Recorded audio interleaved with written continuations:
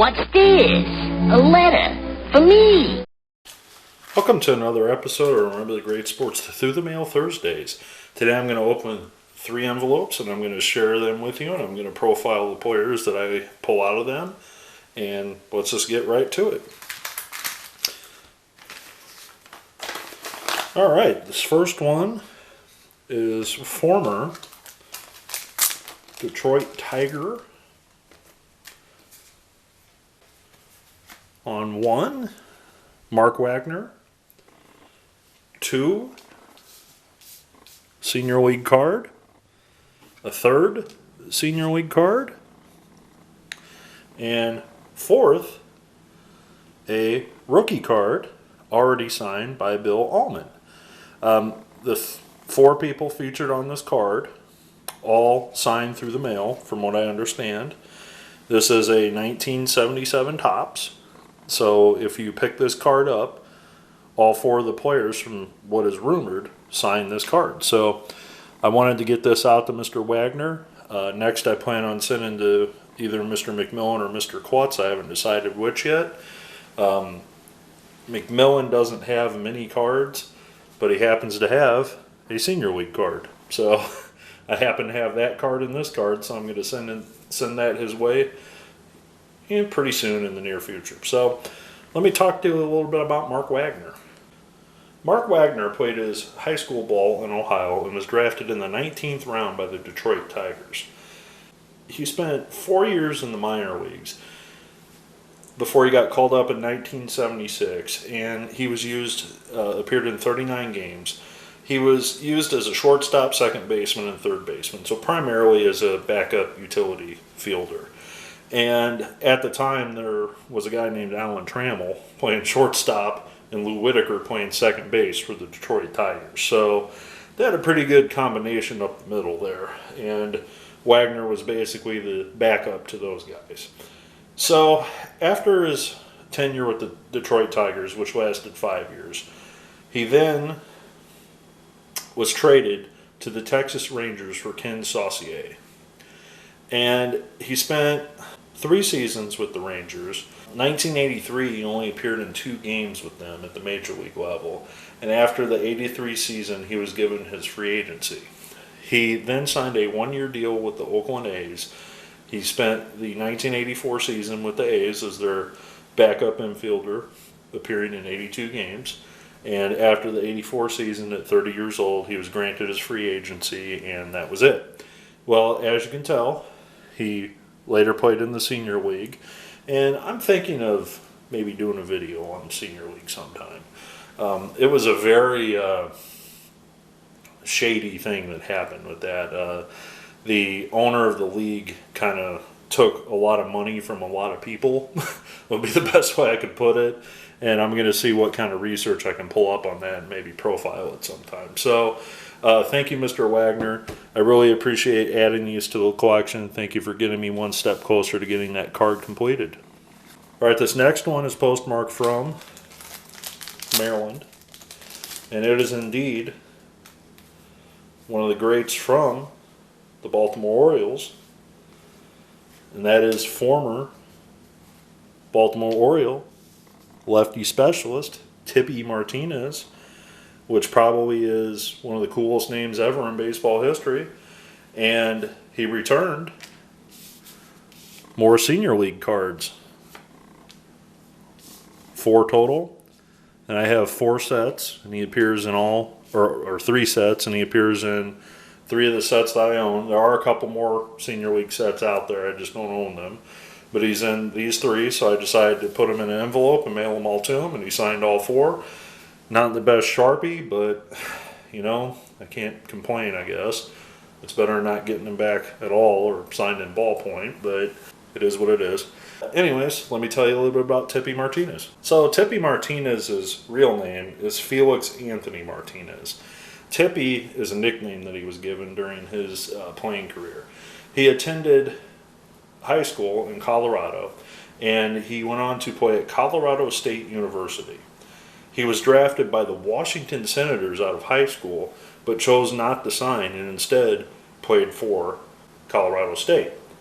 So in 1972, the New York Yankees signed Tippy as a free agent that was undrafted. He spent a few years in the minor leagues, but in 1974 he was called up to the Yankees for 10 games, and he had a ERA of 4.26 and was used as a lefty specialist. Well, the following year he had a pretty decent season, appearing in 23 games, actually started 2 of them, and had a minuscule ERA of 2.68. Well, the following year he returned with the Yankees, and he had a 2-0 record in 11 games and an ERA under 2 when the Yankees decided to trade him to interdivision rival Baltimore. Well, the Yankees sent Rick Dempsey, Rudy May, Scott McGregor, and Dave Pagan to the Orioles for Doyle Alexander, Ellie Hendricks, Ken Holtzman, Grant Jackson, and Jimmy Freeman. I would say that was a pretty fair trade on both sides. I mean, McGregor, Rudy May, Rick Dempsey, and of course Tippy were all major leaguers for a long time. And Doyle Alexander, Grant Jackson, Ellie Hendricks, and Ken Holtzman were all major leaguers for a very long time. However, Holtzman and Hendricks were probably at the midpoint or the downside of their careers at this point in 1976. Well, from 1976 all the way through 1987, Tippy was a fixture in the Baltimore Orioles bullpen. He had year after year with ERAs of 2.59, 2.7.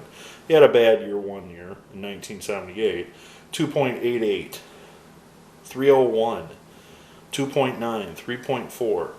And despite all of these excellent years, finally in 1983 he made his first All-Star team. That year he made 9 wins and 3 losses and a 2.35 ERA.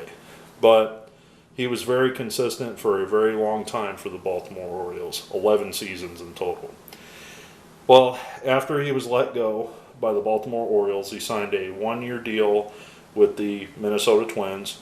However, after only a couple weeks with the Twins, they released him from his contract after appearing in only 3 games with an ERA that was astronomical. So, at 38 years old, Tippy hung up his hat, and a couple years later, made his debut in the senior league. No, I'm just teasing. So, very cool to add Tippy Martinez to the collection. Very good signer. He's got tons of cards out there.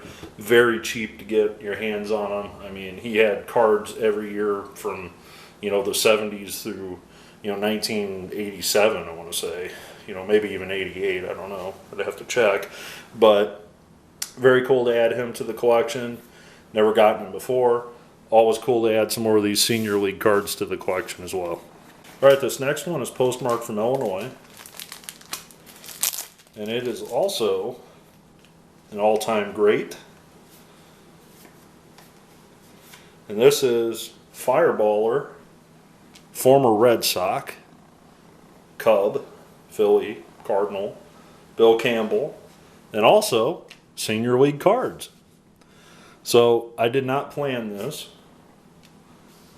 but I just happened to open senior league cards in this video all at once, so I think we have a theme video.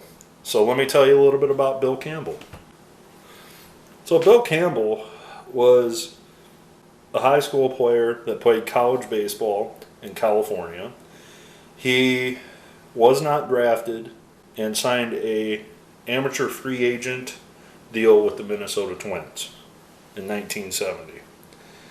He spent from 1973 to 1976 in the major leagues for the Minnesota Twins. And in 1976, this is just crazy, he went 17-5 with an ERA of 3.01, appearing in 78 games for the Minnesota Twins. And despite having the 17-5 record, he didn't make the All-Star team. So, I don't know if his contract was up or what the deal was, but the Minnesota Twins let him go as a free agent. And I don't know if Bill was expecting, I can't put words in his mouth, but maybe the Twins just felt they couldn't afford his contract because he walked. They got nothing for him in return. I mean, if you knew that you weren't going to re-sign him, why didn't they trade him when he was having a 17-5 season and at least got something in return? I don't know. Wasn't around back then, so maybe somebody can shed some light on that. Well, the following year, ironically, it's not too ironic, he made his first All-Star team with the Boston Red Sox. Well, he went 13-9, but he appeared in 69 games, which was, roughly 11 less. And then he had an ERA under 3, but he saved 31 games for the Red Sox that year. 31. Well, despite having huge success like that, he didn't come anywhere close to having 30 saves again the rest of his career. He spent 1978, 79, 80, and 81 with the Red Sox. And he had fair numbers. They weren't dominant like his previous seasons, but they were fair. Well, after the 81 season, the Red Sox gave him free agency, and he again signed a free agent contract with the Chicago Cubs. He spent a couple seasons with the Cubs, and again, very good, decent reliever numbers. Actually appeared in a career high 82 games in 1983 for the Cubs. But despite that, the Cubs decided to trade him after the 83 season, and it was part of a big trade, I guess. This is the trade with Mike Diaz to the Phillies of how the Chicago Cubs got Bobby Dernier and Gary Matthews, the Sarge. Both Dernier and Matthews were successful in Philadelphia at this point in their careers, and I guess the Phillies decided that they wanted to shed some payroll or something. They weren't going to re-sign those guys and send them to the Cubs. And despite this trade, Campbell only spent 1 year with the Phillies. And then after that 84 season, he was dealt to the St. Louis Cardinals. Well, he spent some time with the Cardinals, only one season, and he was part of the 85 Cardinals championship team that fell to the Kansas City Royals in the World Series. After that 85 season, he was let go by the Cardinals, and he signed with the Detroit Tigers in his home state of Michigan in 1986. Well, he spent 1986 with the Tigers at 37 years old, and he appeared in 34 games out of the bullpen. Well, he had one more last-ditch effort in him, and he played one season in 1987, appearing in 7 games with the Montreal Expos. He was released on May 1st, 1987. After he was released from the Expos, he retired from baseball and then became a coach, including being a roving pitching instructor for various organizations. Worked for the Tigers, worked for the Cardinals. I actually met him in person once as a Cardinals roving instructor. This was when I was a really young kid. I want to say probably high school. I remember I couldn't drive, so it might have been junior high. And I was at a game in Peoria, Illinois, and Bill Campbell walked out. And I had my baseball cards of Bill Campbell. I kind of knew who he was, but I had no idea that he was at the game at the time. And this was the start of me collecting in-person autographs. So I was fortunate enough to see Mr. Campbell a couple more times as I got a little bit older. Being that he lived in the Chicago area, he showed up at, celebrity softball games and stuff like that, and I was able to get him to sign some stuff for me. So I got him in person. This is the first time I've gotten them through the mail. So very happy to get these 4 back in the mail. I'm extremely happy to be able to start collecting these senior league cards. I don't know if they're not really worth anything, but I just think they have a nice collection of players from that era. I was going through the sets when I was pulling these cards, and I remember going, oh man, I wish I had that card 10 years ago. Oh, I wish I had that card 3 years ago. Oh, shoot, that guy's in the set? Didn't realize he was in the set. I saw him. And I realized while going through the senior league set that I probably could have had half the set signed if I would have tried at one point in my life. So very cool to add these guys to my collection. Stay tuned. Hopefully you'll see this Rookie Stars shortstop card get signed by a couple more. I look forward to your comments below, and thanks for turning in for another episode.